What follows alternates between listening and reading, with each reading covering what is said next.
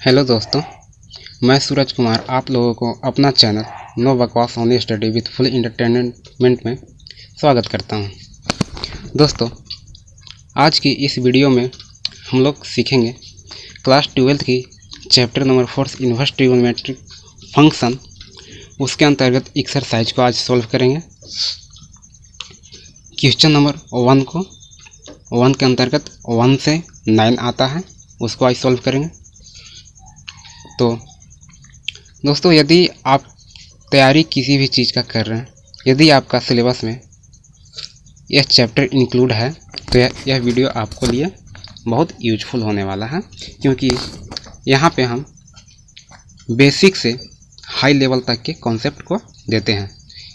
यदि आप एनडीए हो गया, नेवी हो गया, एयरफोर्स हो गया, इसका भी तैयारी कर रहे हैं, या तो फिर क्लास 12 में है या तो फिर डिप्लोमा कर रहे हैं, तो भी आपको काम देगा।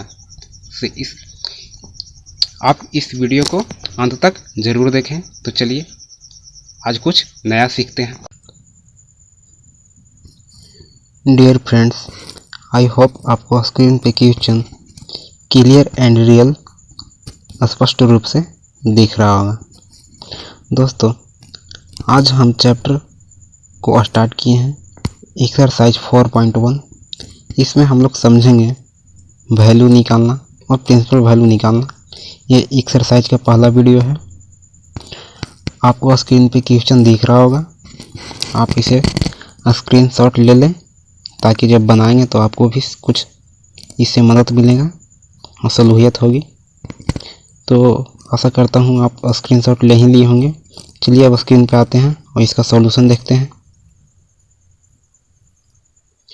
दोस्तों, इस एक्सरसाइज का क्वेश्चन नंबर 1 में बोलता है फाइंड द वैल्यू ऑफ, और इसका 1 है साइन इन्वर्स √3/2। इसका हमें वैल्यू प्राप्त करना है। तो कॉपी पे या फिर एग्जामिनेशन हॉल में लिखने से पहले सबसे जो ध्यान देने वाली बात होती है वो कि क्वेश्चन को सॉल्व करने से पहले वहाँ पे आपको सॉल्विंग लिखना ज़रूरी है। आप वहाँ पे सॉल्व लिख दीजिए, सॉल्यूशन लिख दीजिए। उसके बाद हम जैसा कि आपको पिछले वीडियो में बताए थे कि जितना भी ट्रिगोनोमेट्रिकल रेशियो जो होते हैं, जो कौन कौन फॉर्म में होते हैं आपका, पहला तो साइन इन्वर्स एक्स के रूप में, उसी प्रकार से आपका टेन इन्वर्स एक्स के रूप में रहेंगे, उसी प्रकार से सेक इन्वर्स, यानी कि जितना भी 6 ट्रिगोनोमेट्रिकल रेशियो होते हैं उस रूप में आपको मिल जाएंगे। ठीक है, जितना भी आपको रेशियो होता है वो एक एंगल होता है, वो थीटा के बराबर होता है। ये हम आपको पिछले वीडियो में समझाए थे।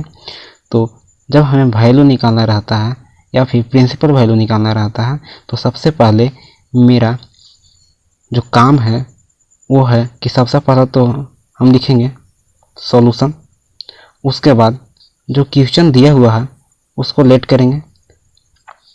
आपका क्वेश्चन यहाँ पे देख रहे हैं कि हम लेट किए हैं। सबसे पहले क्वेश्चन दिया हुआ था साइन इन्वर्स √3/2, उसको हम थीटा मान लिए, माने हैं, और इसी को इक्वेशन 1 मान लेंगे। ठीक है, अब यहाँ पे थोड़ी सी आप समझिएगा। यहाँ पे साइन इन्वर्स जो है और यहाँ पे बराबर है, यहाँ पे थीटा है, इसको हम थीटा के बराबर माने हैं। अब जब साइन इन्वर्स है, इस इक्वल को इस तरफ लाएंगे तो ये साइन थीटा बन जाएगा, इन्वर्स साइड हो जाता है और एंगल बन जाता है। यानी कि यहाँ से जब साइन इन्वर्स बराबर इक्वल के राइट तरफ आएगा तो साइन थीटा बन जाएगा, यहाँ पे √3/2 हो जाता है। यानी कि sine theta is equal to √3/2। और आप जानते होंगे साइन π/3 या तो फिर साइन 60 डिग्री का वैल्यू √3/2 के बराबर होता है। ये बात आपको पता होगा। तो देखिए फ्रेंड्स,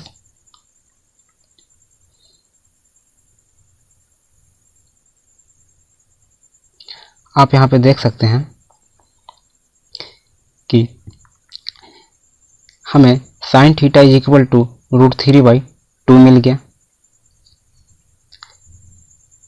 और साइन पाई बाई 3 का वैल्यू साइन रूट 3/2 होता है। तो क्या sine theta is equal to sine pi by 3 लिख सकते हैं?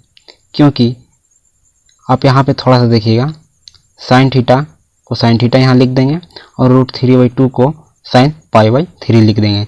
इस प्रकार से साइन से साइन कट जाता है, नेगलेक्ट हो जाता है, और ये जो थीटा यहाँ पे होता है वो यहाँ पे थीटा बराबर ये पाई बाई 3 बच जाता है, और इसी को इक्वेशन सेकंड मान लेते हैं।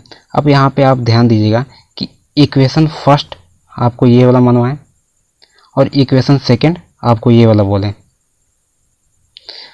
जब आप दोनों को ऑन कंपेयरिंग करके देखिएगा तो आपको समझ में आएगा कि इक्वेशन फर्स्ट का साइन थीटा, इक्वेशन फर्स्ट का और इक्वेशन सेकंड का जब आप कंपेयर कीजिएगा तो इसी को तो थीटा माने थे ना, साइन इनवर्स रूट 3/2 को ही तो थीटा माने थे ना, और ये थीटा के बराबर और थीटा के बराबर ये भी है, यानी इतना का वैल्यू रूट 3/π/3 आया, जो कि इसका वैल्यू हो जाएगा और आपका यही आंसर भी होगा। यानी कि आपको आसानी से आप समझ सकते हैं कि इसको सबसे पहला मेरा जो काम है वो आपको लेट करना है, जो क्वेश्चन दिया हुआ रहेगा उसको लेट करना है थीटा के बराबर। दूसरा काम कि इधर इन्वर्स है तो इक्वल के इस तरफ लाएंगे तो ये साइन थीटा हो जाएगा, साइन थीटा, और ये एंगल बच जाएगा रूट 3/2। रूट 3/2 साइन का, साइन में ही साइन 60 डिग्री होता है जिसको π/3 बोलते हैं, ये आपको पता है। उसी प्रकार से इसमें वैल्यू पुट कर देंगे तो sine theta is equal to sine π/3 हो जाएगा और थीटा इज इक्वल टू π/3, दोनों इसको इक्वेशन सेकंड मान लेंगे, इसको इक्वेशन सेकंड मान लिए हैं और इक्वेशन फर्स्ट आपको ऊपर माने थे। जब दोनों को कंपेयर करेंगे तो बन जाएगा sine inverse root 3/2 is equal to π/3, जो कि आपका यही आंसर होगा। ठीक है, आप इसको अच्छा से उतार लीजिए, थोड़ा सा दिखा देते हैं हम जूम करके, आपको स्क्रीन पे क्लियर दिख रहा होगा। उतार लीजिए इसको या स्क्रीनशॉट ले लीजिए, बाद में कॉपी पे फेर बना लीजिएगा। चलिए बढ़ाते हैं क्वेश्चन नंबर 2 की ओर। डियर फ्रेंड्स, आपको क्वेश्चन नंबर 2 स्क्रीन पे दिख रहा होगा, tan इनवर्स -1/√3। जैसा कि बताएं कि सबसे पहले हमें सॉल्यूशन लिखना है, जो कि लिख लिए। उसके बाद जो क्वेश्चन दिया हुआ रहेगा उसको लेट करना है। लेट का हिंदी होता है मानना, माना कि वो होता है, लेट करना है। जो क्वेश्चन दिया हुआ रहेगा उसको थीटा के बराबर हमें लेट करना है, इक्वेशन फर्स्ट मान लेना है। इसके बाद अगला प्रोसेस जो होता है से इस इक्वल को इस तरफ इसको लाइएगा तो इन्वर्स खत्म हो जाएगा, इन्वर्स हट जाता है, तो यहाँ tan theta is equal to -1/√3 बच जाएगा। अब आप जानते हैं कि tan theta is equal to -1/√3 हुआ, हमको -1/√3 को tan का ही फॉर्म में वैल्यू खोजना है, जिससे कि इस tan से यहाँ पे का tan काट सके और थीटा का वैल्यू निकाल सके, ये हमें ध्यान में रखना है। तो देखिए फ्रेंड्स, अब हम करेंगे क्या, tan theta is equal to -1/√3 हुआ, आपका यहाँ पे इक्वेशन 1 माना हुआ है। अब यहाँ पे देखिए, हम जानते हैं कि 1/√3 tan में मान होता है 30 डिग्री को, जिसको रेडियन में हम 30 डिग्री को π/6 लिख सकते हैं। तो हम tan π/6 को वैल्यू 1/√3 हो जाएगा। तो नेक्स्ट स्टेप में ये जो tan थीटा होता है उसको हम यहाँ छोड़ देंगे डायरेक्ट। ठीक है, ये इक्वल भी यहाँ पे आपका इक्वल रह जाएगा, ये माइनस भी यहाँ पे माइनस छोड़ देंगे। चूँकि tan π/6 का वैल्यू 1/√3 होता है, इसीलिए ये वाला 1/√3 जो है उसको हम tan π/6 लिख देंगे। यहाँ से उठा के हम π/6 लिख देंगे। यहाँ पे थोड़ा सा ये आप ध्यान नहीं दीजिएगा, ये मिस टाइपिंग है। tan π/6 का वैल्यू 1/√3 होता है, ये tan थीटा को हम यहाँ छोड़ दिए और माइनस को भी यहाँ छोड़ दिए और 1/√3 को tan π/6 लिख दिए। अब यहाँ पे tan थीटा रह गया आपका, माइनस जो था से tan के अंदर नेगेटिव घुस जाता है। ये आपको इसका प्रोग्राम थोड़ा सा फंडा आपको हम बता देते हैं, अभी समझा देते हैं इसको। ये tan से tan यहाँ पे कट जाएगा, तो थीटा यहाँ पे जो थीटा है थीटा इज इक्वल टू -π/6 बच जाएगा। जो थीटा निकल के आएगा उसको इक्वेशन सेकंड मानना है, आपको इक्वेशन फर्स्ट यहाँ है। अब दोनों को जब कंपेयर कीजिएगा from equation first and second, then we get आप पाइएगा कि tan इनवर्स ये -1/√3 है, जो -π/6 के बराबर है। आपका इक्वेशन ये हुआ और सेकंड ये हुआ। यहाँ पे थीटा जो है सो -π/6 के बराबर है, और इसी को तो हम थीटा माने थे, तो क्या हम बोल सकते हैं ना tan inverse -1/√3 is equal to π/6। ये आपका राइट आंसर हो जाएगा। देखिए फ्रेंड्स, अब थोड़ी सी आपको हम समझाते हैं इसका फंडा। ये आपको दिख रहा होगा कि यहाँ पे तो माइनस का जो साइन है वो बाहर में था, यहाँ अंदर कैसे हो गया। एक फार्मूला होता है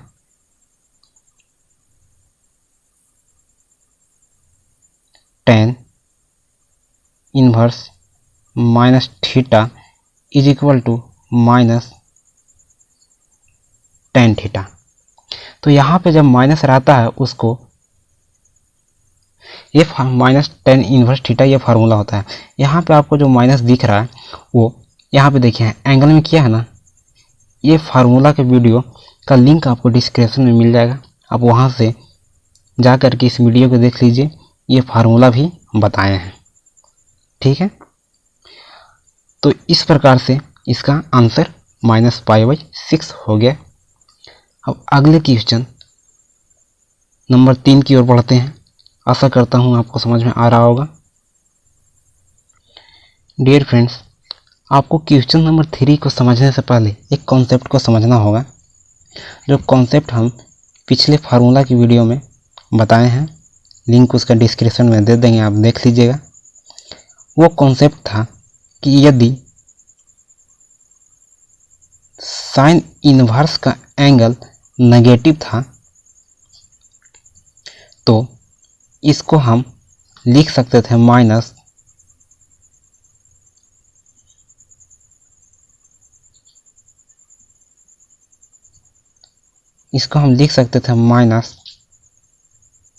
साइन इनवर्स x। उसी प्रकार से यदि tan का भी एंगल नेगेटिव था तो उसको माइनस बाहर निकाल करके इस एंगल को पॉजिटिव कर सकते थे।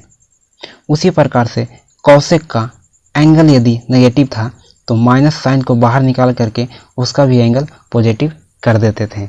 लेकिन जब बात आती है कॉस का, सेक का और एक कॉट का, तो वैसा नहीं करते हैं। जैसा आपको आएगा क्वेश्चन कि कॉस का एंगल जो है नेगेटिव आपको मिलेगा, कॉस इनवर्स का एंगल नेगेटिव मिलेगा, तो आप यहाँ पे डायरेक्ट यहाँ पे माइनस को बाहर निकाल करके और इसका एंगल को आप पॉजिटिव नहीं कर सकते, या गलत हो जाता है।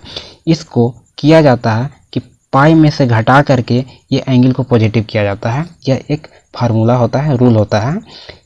तो उसी प्रकार से आप देखिए यहाँ पे सबसे पहले हम नोट पॉइंट लिख दिए हैं फ्रेंड्स कि चूँकि cot inverse minus theta is equal to pi minus cot inverse theta होता है। ये बात आप समझ गए होंगे।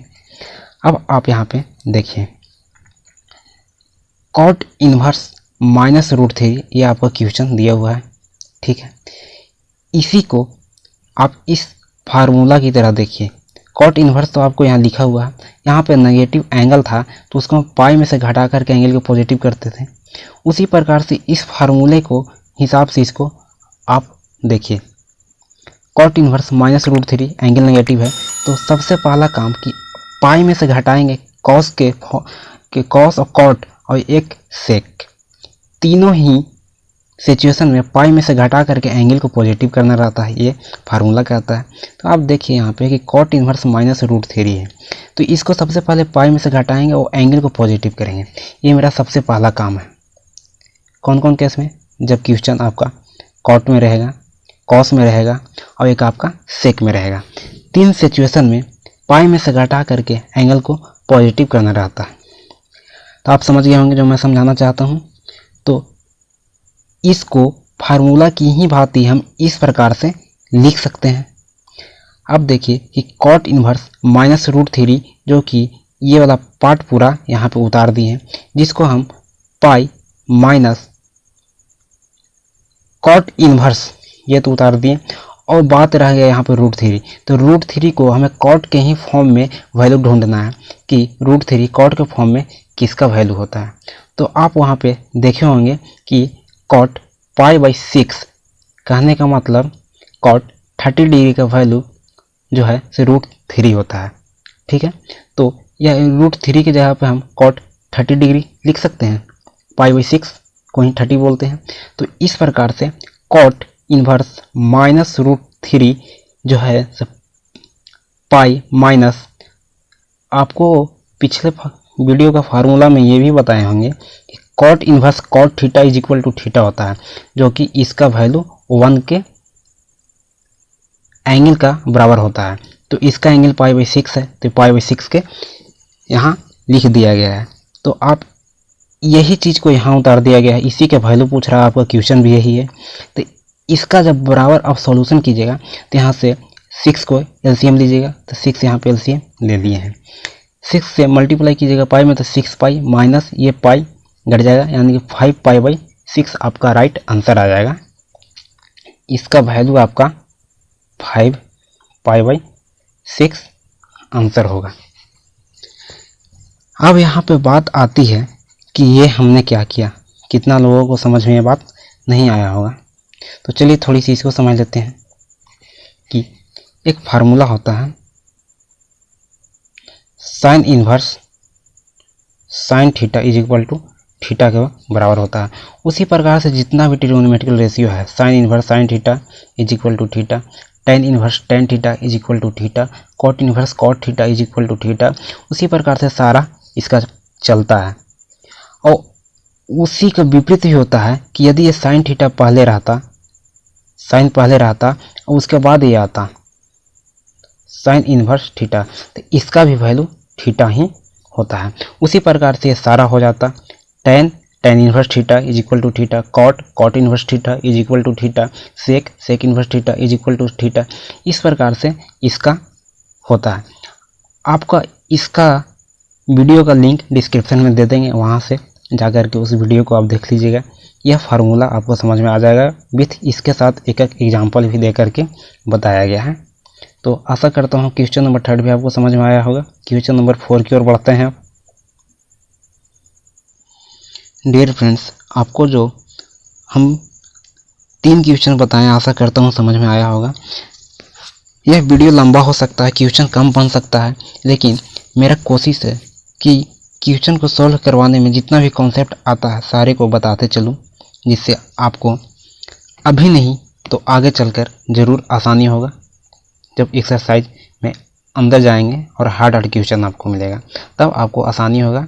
जितना प्रॉब्लम अभी सॉल्व करते चलिए स्टार्ट में, आपको फ़ायदा होगा। हम आपको पीछे थोड़ा देर पहले बताए होंगे इसी वीडियो में कि cot inverse cot theta is equal to theta होता है। यह बात हम आपको बताए थे। तो क्या इसका वैल्यू डायरेक्ट हम 5 पाई बाई 4 कह सकते हैं? तो आंसर आपका होगा यस कह सकते हैं। लेकिन कहेंगे नहीं, ये गलत है, आप ऐसे नहीं कह सकते हैं, ये रूल नहीं होता है। मेन जो होता है कि इसका जो वैल्यू हम लोग निकालते हैं, जो आपको क्वेश्चन जितना भी आपको हम शुरू में फर्स्ट में दिखाए होंगे, सबका वैल्यू जो निकलता है एक निश्चित रेंज के अंतर्गत निकलता है। इसका भी वीडियो उस डिस्क्रिप्शन में दिया गया लिंक के जरिए आप देख सकते हैं, वहाँ पे हम अच्छे से समझाए हैं।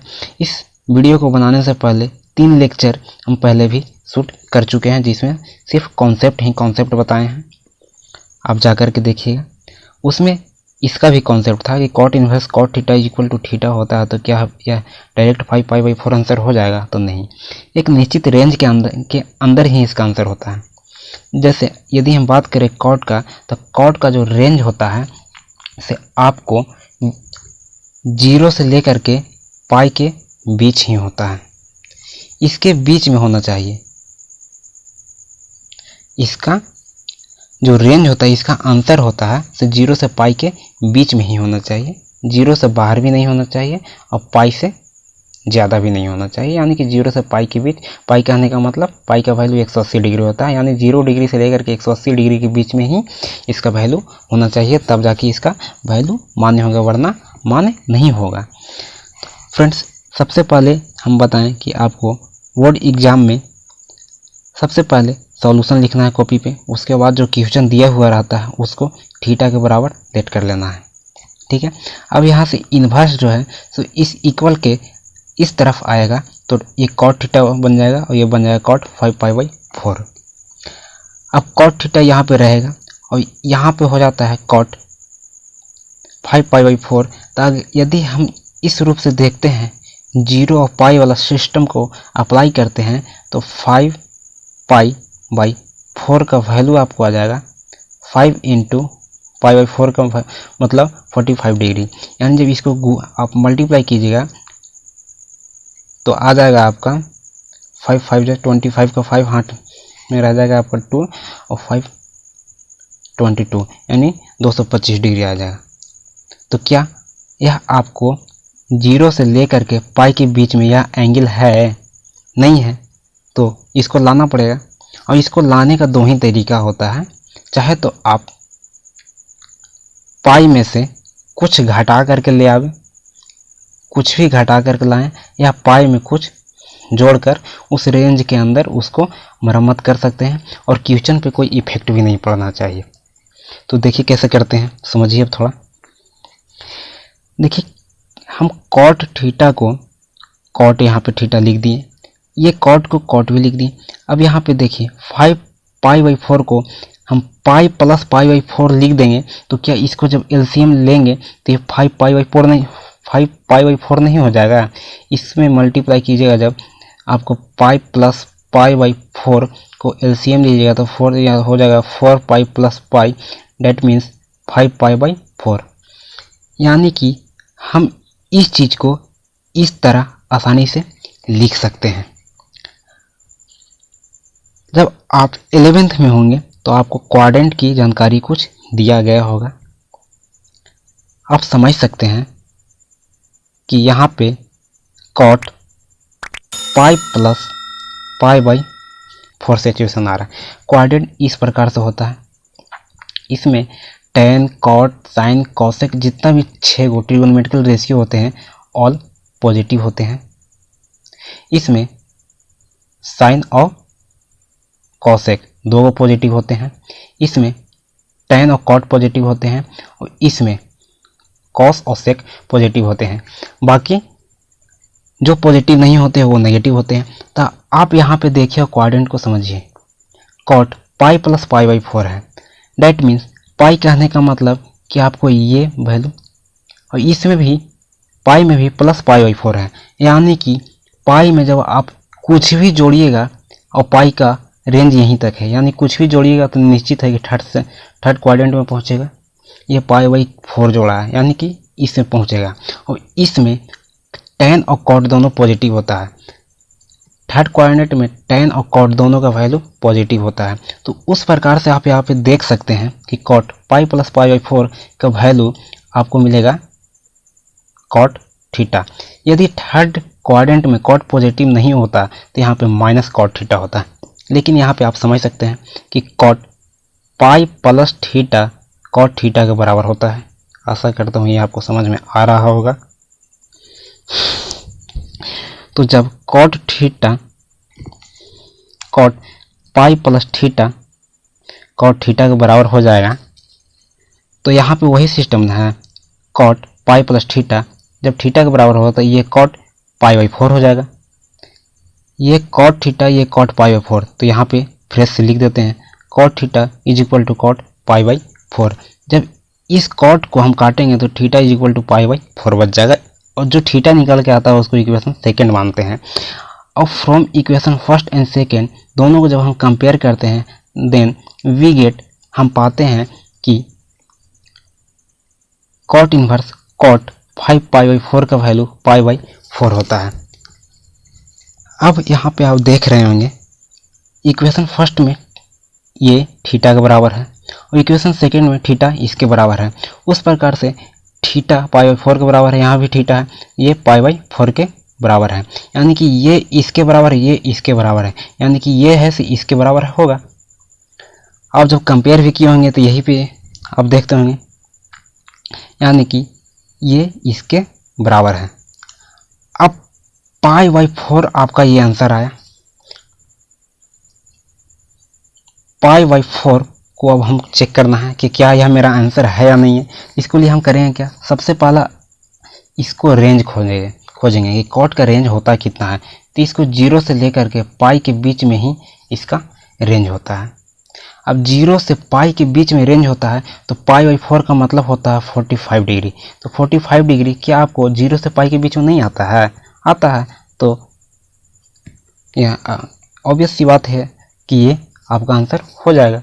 यदि 0 से पाई के बीच में 45 डिग्री नहीं आता तो आंसर नहीं होता। जिस प्रकार से यहाँ पे आप देख रहे थे कि आंसर इसका नहीं आ रहा था, 225 आ रहा था, तो कहाँ से होगा इसका? नहीं होगा। इसलिए इसको पाई में जोड़कर या घटाकर हम π/4 लाएं, जो कि इसका आंसर होगा। यहाँ पे आप समझिएगा थोड़ी सी, हम घटा भी सकते थे, लेकिन क्यों घटाएंगे? क्वेश्चन को भी तो समझना है। यदि हम यहाँ पे घटा देंगे, अब यहाँ पे समझिए पाई प्लस π/4 को पाई माइनस π/4 लिखिएगा तो क्या होगा? पाई माइनस π/4 लिखिएगा तो ये आपका एलसीएम लीजिएगा तो आ जाएगा 3π/4। लेकिन हमको तो यहाँ 5π/4 लाना है, इसलिए हम यहाँ पे माइनस नहीं ला सकते हैं। पाई में से चाहे तो कुछ जोड़ना है या तो कुछ घटाना है, और वो ऊपर दिए गए क्वेश्चन को चेंजिंग भी ना करें, तब जाकर के इसका एक निश्चित रेंज के अंदर जो वैल्यू आता है वो आपका वैल्यू मान्य होता है। ठीक है, और इसी को आगे जाके प्रिंसिपल वैल्यू की तरह भी यूज करते हैं, वो आपको आगे बताएंगे। ठीक, आशा करता हूँ आपको क्वेश्चन नंबर 4 भी अच्छी से समझ में आ गया होगा। अब बढ़ते हैं क्वेश्चन नंबर 5 की ओर। डियर फ्रेंड्स, आपको क्वेश्चन नंबर 5 स्क्रीन पे अच्छा से दिख रहा होगा। तो सबसे पहला हम लोग को जो काम रहता था वो क्वेश्चन को स्टार्ट करने से पहले सॉल्यूशन लिखना रहता था या तो सॉल्व लिखना रहता था, वो हमने लिख लिया। उसके बाद दूसरा स्टेप था लेट, यानी कि मानना रहता था, जो क्वेश्चन दिया हुआ रहता था उसको एंगल के बराबर, क्योंकि जितना भी जो इन्वर्स होता है खुद अपने आप में एक एंगल होता है, इसलिए हम इसको एंगल के बराबर ही मानते हैं और इसी को इक्वेशन फर्स्ट मानते हैं, जो आगे जाकर के हमको सहूलियत होती है। तो आप यहाँ तक समझ गए होंगे, सॉल्यूशन लिखना है, फिर उसके बाद मानना है, लेट करना है। अब यहाँ के बाद आप जानते होंगे कि जब ये tan जो इन्वर्स है ये बराबर के इस तरफ है, इस बराबर को इस तरफ लाएंगे तो ये इन्वर्स हट के इस एंगल को ले लेता है, tan थीटा हो जाता है, और आपको ये एंगल जो यहाँ पे है सो रह जाता है। तो यहाँ पे जब आप सोचिएगा तो क्या हम tan से tan काट दें, उस प्रकार से आप काटिएगा तो आपको थीटा का वैल्यू जो है सो आ जाएगा 3π/4। आप यहाँ पे डायरेक्ट भी बोल सकते थे, यहाँ पे कहिए, काट के कहिए, चाहे यहाँ पे बोल सकते थे कि tan inverse tan theta is equal to theta होता है, तो 3π/4 हो जाएगा आंसर। या बोल सकते थे, लेकिन ये नहीं होता है। 3π/4 की जब आप वैल्यू निकालिएगा तो 3 × 45 कीजिएगा, क्योंकि π/4 का वैल्यू 45 होता है, तो इसका आपका आ जाएगा 135 डिग्री, जो कि इसका रेंज के अंतर्गत आता है। ये आप पहले देख लीजिए। तो इसको रेंज चेक करने के लिए सबसे पहले इसको हमको रेंज पता होना चाहिए। तो हम आपको बता देते हैं कि tan का जो रेंज होता है तो -π/2 से लेकर के +π/2 के बीच में होता है। ये बात को आप ध्यान में रखिएगा थोड़ा।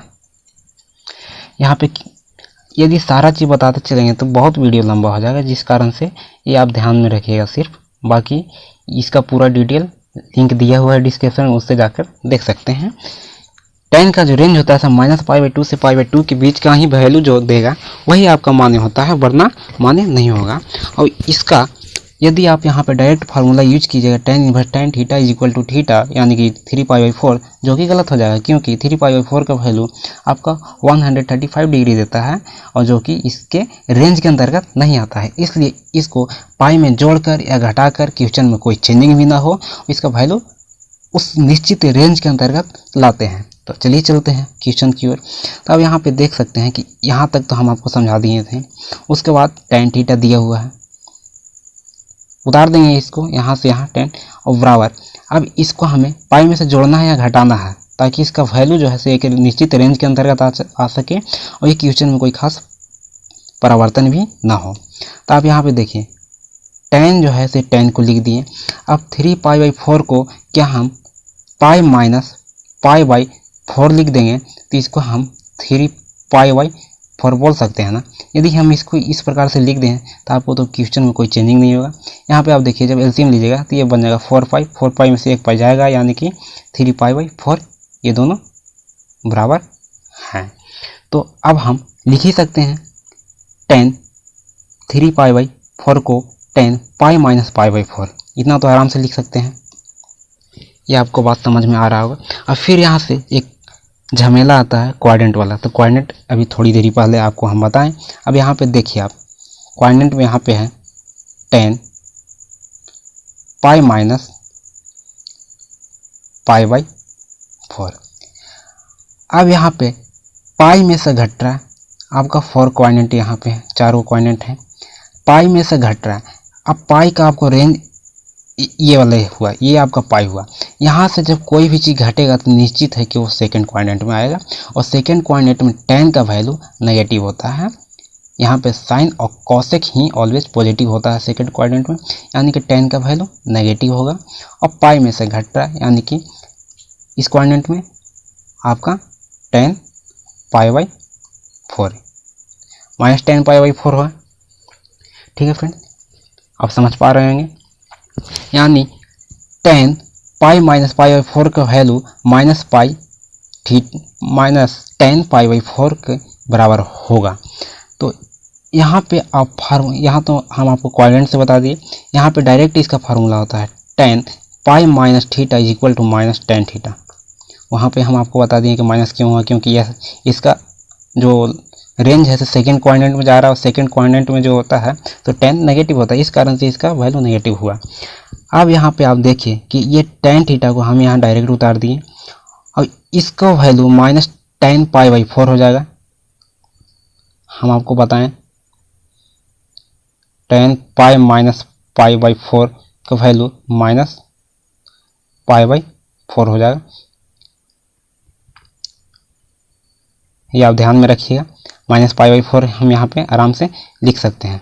ठीक है, थोड़ी देर पहले हम आपको ये भी बताएं कि tan इन्वर्स माइनस थीटा रहता है, तो इसको हम डायरेक्ट माइनस बाहर निकाल करके एंगल को पॉजिटिव कर देते हैं।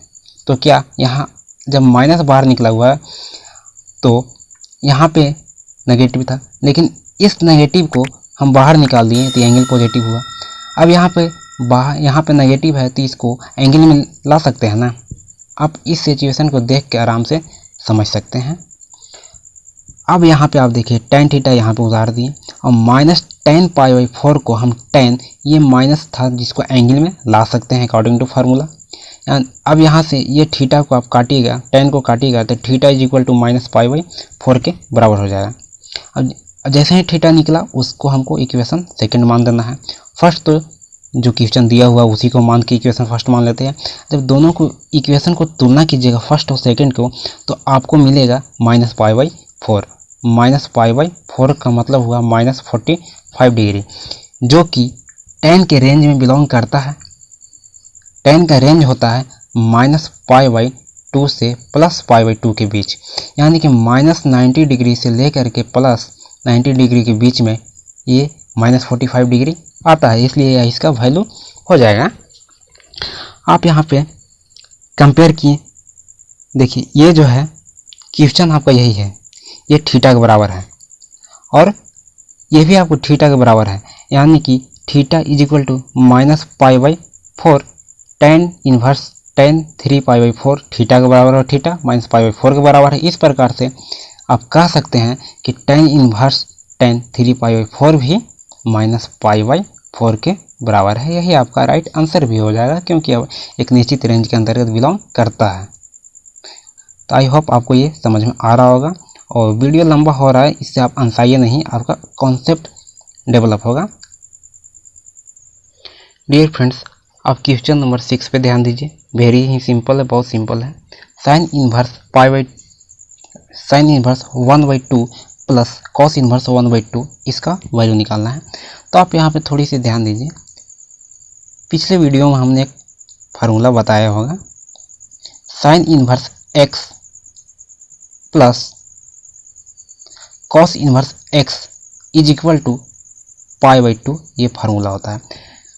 इसका जो जोड़ी चलता है साइन और कॉस के साथ चलता है, दूसरा जोड़ी चलता है टेन और कॉट के साथ चलता है, और तीसरा जो जोड़ी चलता है तो कॉसेक और सेक के साथ चलता है। यानी कि आप ध्यान दीजिएगा थोड़ा सा, sine inverse x plus cos inverse x π/2 के बराबर होता है। उसी प्रकार से tan inverse x plus cot inverse x π/2 के बराबर होगा, और ठीक उसी प्रकार से cosec inverse x plus sec inverse x π/2 के ही बराबर होगा। यानी कि ये तीनों फार्मूला आप ध्यान में रखिएगा। फिर से बोल देते हैं, sine inverse x plus cos inverse x is equal to π/2, tan inverse x plus cot inverse x is equal to π/2, और तीसरा होता है sec inverse x plus cosec inverse x is equal to π/2। यानी कि एंगल सेम होगा, और ये जो रेशियो होता है एक दूसरे के विपरीत होता है। साइन को उल्टा कॉस, टेन को उल्टा कॉट और कॉसेक को उल्टा सेक, ये आपको π/2 के बराबर होते हैं। तो इसी फार्मूला को यूज करके ये क्वेश्चन को एक लाइन में बनाया जा सकता है। हम जो यहाँ पे x बोल रहे हैं, x की जगह पर π/2 कुछ भी हो सकता है। यहाँ पे 1/2 है, π/3, π/4 कुछ भी हो सकता है। यदि साइन और कॉस दोनों एक दूसरे के उल्टा है, दोनों इन्वर्स में है और एंगल सेम है, तो इसका वैल्यू π/2 के बराबर हो जाता है। तो ये डायरेक्ट फार्मूला होता है। चूँकि इतना इज इक्वल टू π/2, सो उसी प्रकार से sine inverse 1/2 plus cos inverse 1/2 π/2 के बराबर होगा। आपका ये राइट आंसर होगा। अब आते हैं क्वेश्चन नंबर 6 की ओर। आशा करता हूँ आपको ये भी समझ में आया होगा। आपको क्वेश्चन नंबर 6 समझ गए। क्वेश्चन नंबर 7 पे आप थोड़ी सी ध्यान दीजिएगा। आपको क्वेश्चन नंबर 7 दिख रहा होगा। इसका रेंज तो आपको पता ही होगा, -π/2 से लेकर के π/2 के बीच में इसका रेंज होता है। यदि आप इसको डायरेक्ट बनाना चाहेंगे कि tan inverse tan theta is equal to theta formula होता है, तो क्या हम इतना बोल सकते हैं? तो नहीं बोल सकते हैं भाई, क्योंकि इसका रेंज होता है -π/2 से प्लस π/2 के बीच में होता है। इसको जो वैल्यू आप निकालिएगा 7 π/6 को वैल्यू निकालिएगा, तो 7 तो छोड़ दीजिए, π/6 का मतलब होता है 30 डिग्री, यानी कि 210 डिग्री आ जाएगा, जो कि -π/2 और π/2 से बहुत ज़्यादा आगे है। तो इसको हमें अब मेथड लगाना पड़ेगा। तो चलिए देखते हैं। सबसे पहला जो हम लोग का काम था सॉल्यूशन लिखना, और दूसरा काम था जो दिया हुआ था वो खुद एक अपने आप में एंगल होता है, जिसको एंगल मान के थीटा इक्वेशन 1 मान लेना था। इसी प्रकार से अब आगे बढ़िए और इस इन्वर्स को इस इक्वल के इस तरफ लाएंगे, तो ये tan थीटा बन जाएगा, ये यहीं रह जाएगा 7 π/6। अब हमको ये समझना है कि ये 7 π/6 जो है से रेंज से बाहर जा रहा है, इसका आंसर निश्चित रेंज में नहीं आ रहा। तो हम इसमें क्या करें कि ये 7 π/6 का 7 π/6 भी रह जाए और उसका वैल्यू भी कुछ चेंज हो जाए। तो क्या इसको हम पाई प्लस π/6 लिख दें तो 7 π/6 के बराबर हो जाएगा ना, आराम से हो जाएगा। तो क्या हम 7 π/6 को 10 पाई प्लस π/6 भी तो लिख सकते हैं, आराम से लिख सकते हैं। अब आप क्वाड्रेंट जानते हैं, इसको आराम से बना सकते हैं कि 10 4 को क्वाड्रेंट होता है 10 पाई प्लस थीटा, यानी कि पाई आपका ये प्लस थीटा कुछ भी जोड़ेंगे तो आपको थर्ड क्वाड्रेंट में आएगा। थर्ड क्वाड्रेंट में 10 पॉजिटिव होता है, इसलिए 10 pi plus theta is equal to tan theta होगा।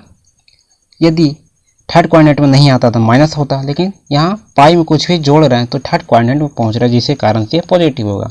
यानी कि tan इनवर्स पाई प्लस थीटा का वैल्यू tan थीटा का बराबर होगा। तो ये tan थीटा को हम यहाँ डायरेक्ट लिख देंगे tan थीटा, और ये 10 पाई प्लस π/6 जो है से tan थीटा के बराबर होता है। थीटा की जगह पे यहाँ पे π/6 है, तो इसको हम 10 π/6 लिख देंगे। अब यहाँ से आप ये 10 को 10 काट दीजिएगा और थीटा जो निकल के आएगा π/6। अब इसी को हमें इक्वेशन सेकंड मानना था, इक्वेशन फर्स्ट यहाँ पे था। इक्वेशन फर्स्ट इक्वेशन सेकंड दोनों को जब कंपेयर करेंगे तो देखेंगे कि tan inverse tan pi by 6 theta के बराबर है, लेकिन यही थीटा पाई बाई 6 के बराबर है। तो इस प्रकार से ये भी पाई बाई 6 के बराबर होगा।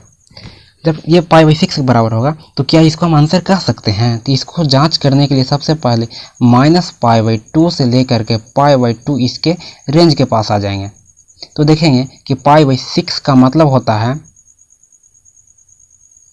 30 डिग्री, जो कि इसके रेंज में बिलोंग करता है, इसके रेंज के अंदर आता है, बीच में ही आता है, इसलिए आंसर होगा, यही राइट इसका आंसर होगा।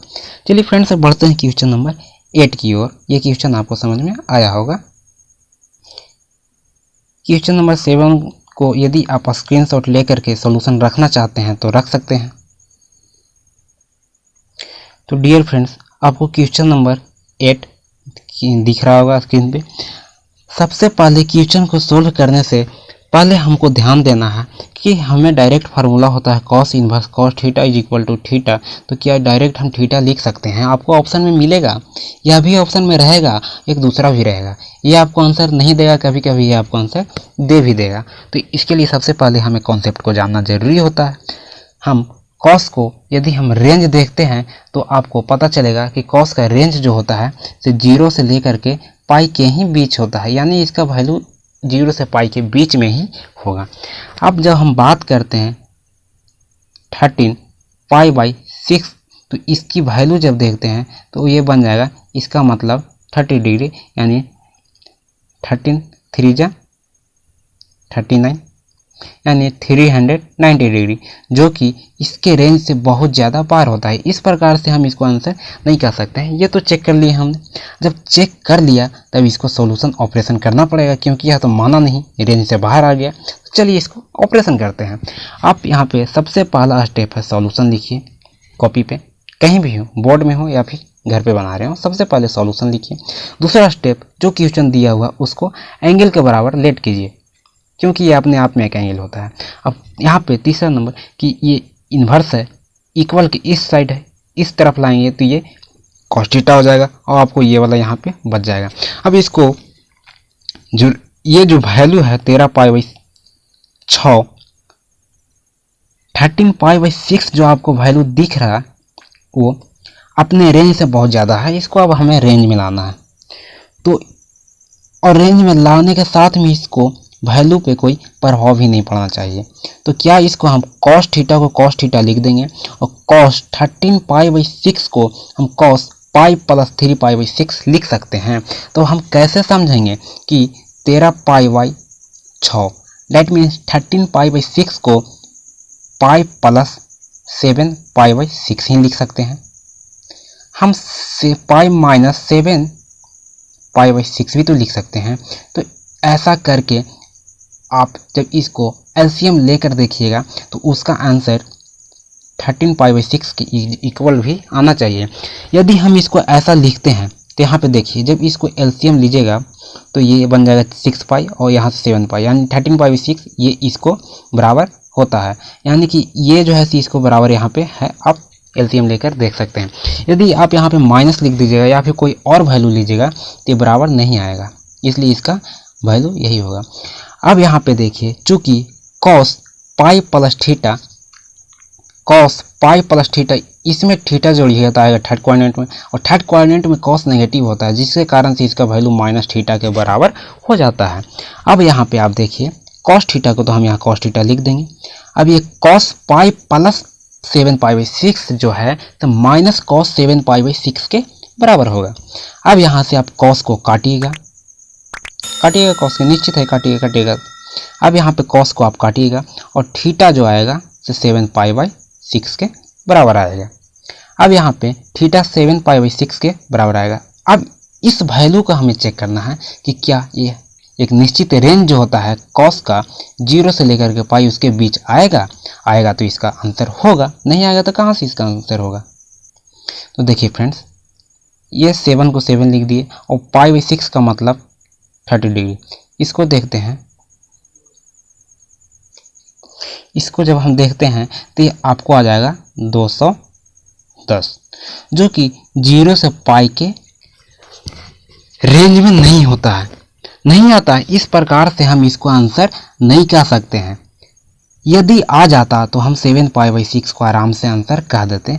और जब फ्रेंड्स यहाँ पे 7π/6 0 से पाई इसका रेंज के अंदर नहीं आता है तो यहाँ पे हमें काटना भी गुनाह होगा। यह एक मर्डर की भांति साबित होगा।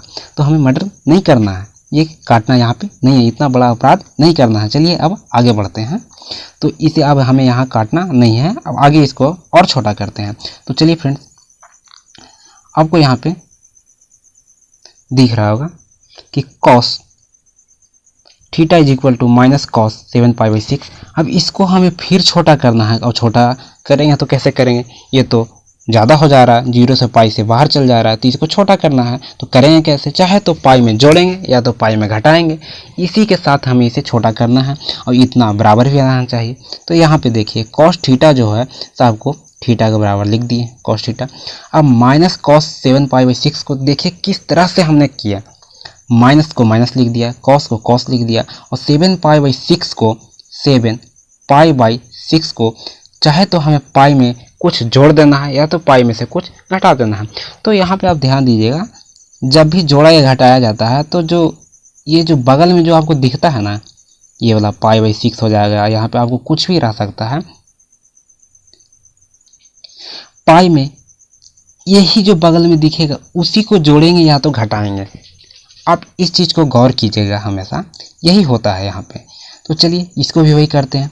ये कॉस को यहाँ कॉस थीटा छोड़ दिए, माइनस को यहाँ माइनस ले आए, एक कॉस को यहाँ पे कॉस ले आए। अब 7π/6 को यहाँ पे देखिएगा, पाई में पहले हम यही वाला बोले ना कि पाई में इसी को जोड़ते हैं या घटाते हैं। ये 7 को छोड़ दीजिए, 7 के जो बगल में रहता है कोएफिशिएंट रहता है उसी को चाहे तो जोड़ेंगे या घटाएंगे, और इतना आना भी चाहिए जोड़ने या घटाने से, इसको भी इफेक्ट भी नहीं पड़ना चाहिए। तो देखिए माइनस को माइनस, यहाँ कॉस को कॉस ले आए। अब इसको हम 7π/6 को पाई में पहले ये π/6 को जोड़ के देख लेते हैं तो क्या देता है। तो इसको जब आप एलसीएम लीजिएगा तो 6 हो जाएगा, यहाँ पे आ जाएगा 6π प्लस यहाँ आ जाएगा पाई, डैट मीन्स 7π/6।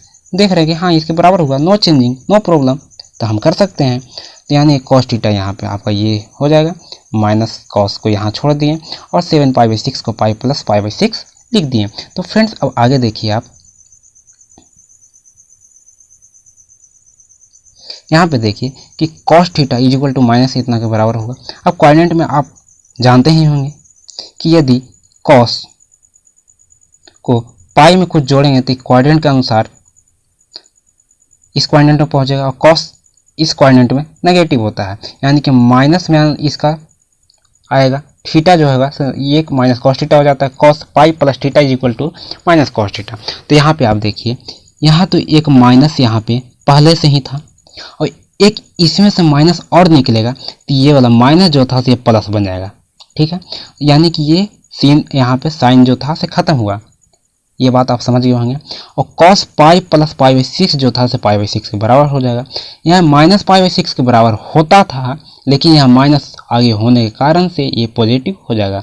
अब यहाँ पे cos से cos काटेंगे और थीटा इज इक्वल टू π/6 बच जाएगा। यहाँ से ये वाला cos बाई cos काट दिए तो थीटा इज इक्वल टू π/6 बच गया। अब ये काटने से पहले हमको ये ध्यान देना है कि π/6 जो आया थीटा, इसको क्या हम आंसर कह सकते हैं। इसके लिए रेंज को जान लेते हैं, से 0 से पाई के बीच में ही इसका आंसर होना चाहिए।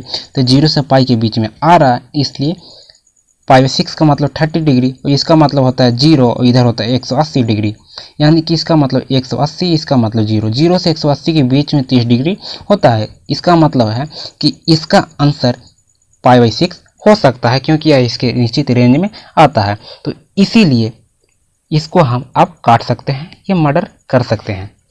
अब ये जो थीटा है इसे π/6 के बराबर हो जाएगा। आपको क्वेश्चन में जो ऊपर cos इनवर्स cos 13π/6, इसी को तो इक्वेशन फर्स्ट मनवाए थे, आपका इक्वेशन सेकंड यहाँ पे हो गया।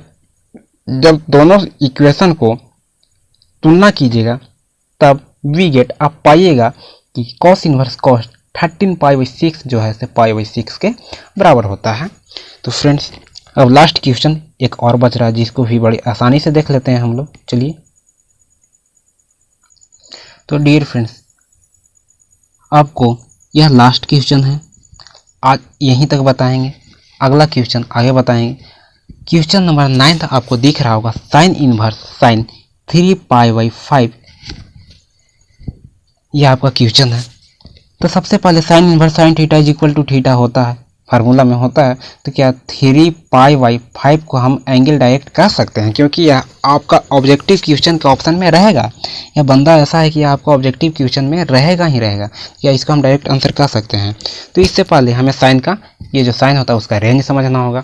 तो जब साइन की रेंज की बात करते हैं तो आपको बताते हैं कि साइन का जो रेंज होता है -π/2 से लेकर के π/2 के बीच में ही बिलोंग करता है। इसके बीच में होगा तो इसका प्रिंसिपल वैल्यू हो, या फिर इसका वैल्यू होगा, नहीं तो इसका वैल्यू नहीं होगा।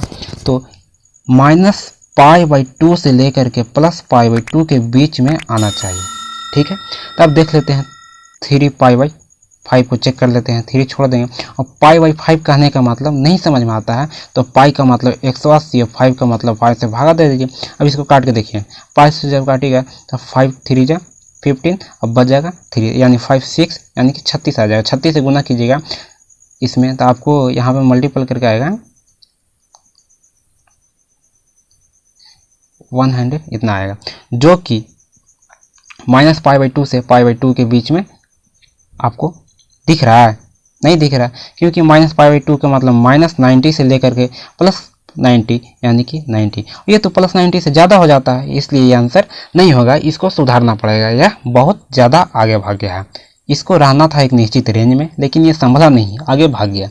अब इसको सुधारना पड़ेगा, पैर को तोड़ना पड़ेगा, या जैसे भी इसको सुधारना ही पड़ेगा। तो इसको चलिए सुधारते हैं। ये बहुत आगे भाग गया यार, बहुत तेज था वो।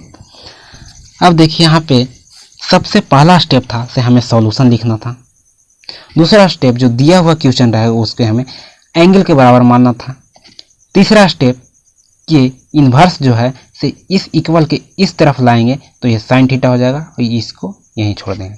अब देखना है कि ये जो है निश्चित रेंज के अंदर नहीं होता है। अब इसको चाहे तो हमें पाई में जोड़ देना है कुछ, या पाई में कुछ घटा देना है, और इसके बराबर भी होना चाहिए, ठीक है, ये करना है।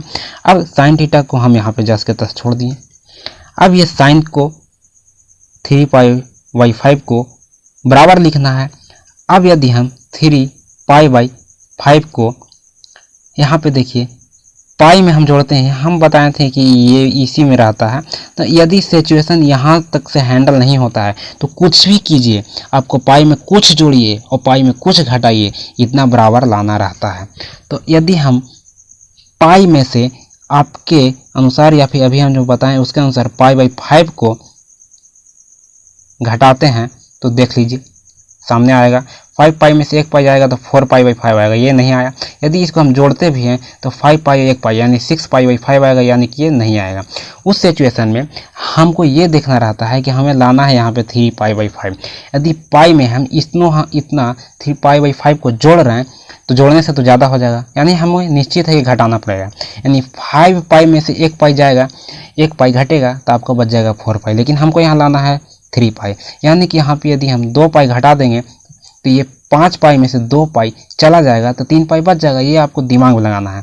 तो चलिए फ्रेंड्स, समय को बर्बाद नहीं करते हुए आप यहाँ पे आराम से देखिए, साइन 3π/5 को, इसको हम पाई में से 2π/5 को घटाएंगे। तो जब हम ये 5 को यहाँ पे मल्टीप्लाई करेंगे एलसीएम लेकर के तो 5π हो जाएगा, और 5π में से 2π जाएगा तो ये 3π/5 के बराबर हो जाएगा। यानी कि इसको हम ऐसा जब करेंगे तो इस क्वेश्चन में कोई चेंजिंग नहीं होगा, ये क्वेश्चन में कोई चेंजिंग भी नहीं होगा, और ये टूट भी जाएगा। अब इसको आगे जब हम लगाते हैं इसका क्वाड्रेंट का रूल, अब क्वाड्रेंट के रूल में देखिए साइन का फॉर्म है, और ये पाई में से कुछ भी घट रहा है, 1 घटे 2 घटे, कोई भी पाई घटे, 2π/5 घटे, कुछ भी घटे, यानी कि ये आपका सेकंड क्वाड्रेंट में पहुंचेगा। और सेकंड क्वाड्रेंट में साइन जो है से पॉजिटिव होता है, यानी कि सेकंड क्वाड्रेंट का राजा होता है साइन ऑफ कोसेक, वहाँ पे पॉजिटिव होता है, ये बात आपको पता होगा। तो जब साइन पाई में से घटेगा यानी सेकंड में पहुंचेगा, यानी साइन का वैल्यू पॉजिटिव होगा, यानी कि sine pi minus theta that means sine theta, यानी पॉजिटिव होगा। यदि पाई में से घटता नहीं तो इसका वैल्यू नेगेटिव होता, घट रहा यानी इसका वैल्यू पॉजिटिव होगा। तो चलिए अब आगे थोड़ा देख लेते हैं। यहाँ पे हम आराम से लिख सकते हैं कि साइन इसको इस साइन को हम साइन थीटा लिख दिए और साइन पाई माइनस 2π/5 को साइन 2π/5 लिख देंगे। यहाँ पे ये साइन को जब काटेंगे तो थीटा इज इक्वल टू 2π/5 आएगा और जो थीटा निकल के आता है उसी को हमको इक्वेशन सेकंड मानना रहता है, ये आपको पता होगा, तो इसी को इक्वेशन सेकंड मान लेंगे। लेकिन ये जो हम काटे, इसको काटे से पहले हमको ये भी तो ध्यान देना है कि 2π/5 जो है तो क्या साइन का निश्चित रेंज जो होता है -π/2 से लेकर के π/2 के बीच में उसके अंदर आता है। तो चलिए चेक कर लेते हैं। सबसे पहले चेक करने के लिए 2 आपको रहेगा और π/5 का मतलब अभी आपको हम बताएं 36 डिग्री आता है, 36 डिग्री, और इसको देखेंगे तो 72 डिग्री आएगा। यानी कि -π/2 से लेकर के इस रेंज के अंतर्गत आया ना। -π/2 कहने का मतलब -90 डिग्री और π/2 कहने का मतलब +90 डिग्री। इसी के बीच में 72 डिग्री आता है, इसके बीच में है -90 और +90 के बीच में 72 डिग्री होता है। तो चलिए इस प्रकार से तो हम कह सकते हैं कि हाँ 2π/5 इसका आंसर हो सकता है। चलिए इक्वेशन फर्स्ट जो था से हमने आपको यहाँ पे माना, यह आपको इक्वेशन फर्स्ट माना और इक्वेशन आपको सेकेंड यहाँ दिखेगा, ध्यान दीजिएगा।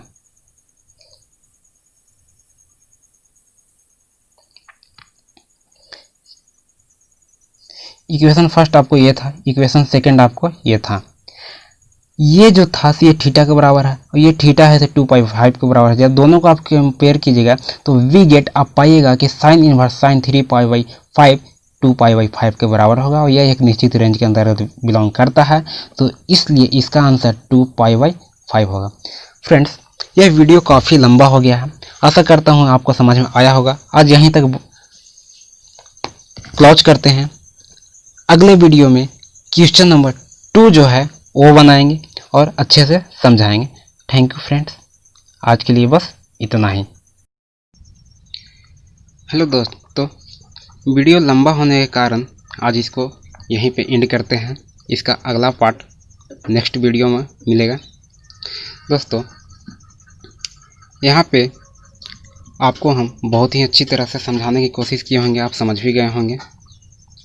और यह वीडियो अपने दोस्तों को ज़रूर शेयर करें ताकि उनको भी लाभ हो सके, उनको भी कुछ इस वीडियो से फ़ायदा हो सके। और यदि पसंद आया हो तो लाइक शेयर कमेंट करना तो भूलें ही नहीं। थैंक यू दोस्त, देखते